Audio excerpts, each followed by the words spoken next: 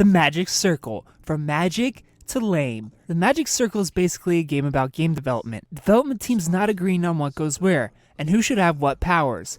So it's up to you to try and finish this game. The game starts out with a feeling of mystery and exploration, ironically thanks to the linear feel the game originally gives off. Coming across the sword and the developers changing the world and story around you. Discovering your first deleted cave. All this instantly got me excited for what was to come. That I was going to play an ever-changing game in conflict. But once you realize this is actually an open world game that goes back and forth between colorless plains and a pixelated space station, it quickly loses all magic and charm. It ends up being quite dull. The game for the most part takes place in an unfinished open world RPG. It's all about exploring the world and editing creatures and their abilities to help you progress through the world. You can strip abilities from some items and use them on another item. You can bring non-living items to life, make a certain object or creature attack another. Cool idea on paper, but you can literally just make everything your ally, removing all threat in the game, turning this more into a lifeless open world puzzle game. Of course you'll run into objects and creatures that will give you trouble, but it will only last for a few seconds. And there are literally only like 80 enemies in the entire world,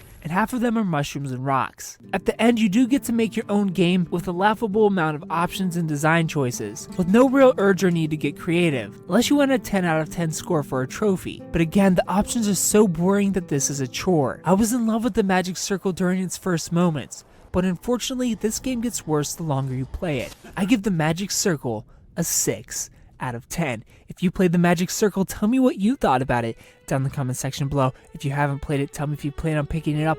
Thumbs up. If you like the video, subscribe if you're new to the channel. And tune in Monday for first impressions where you find out what game we're playing next. Thanks for watching. Okay. I'm gonna score your work like a real reviewer. Brace yourself. Okay. Yeah.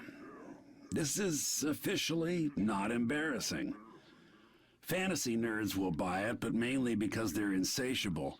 They need that comfort food. But it doesn't quite escape the safety of genre. 6 out of 10.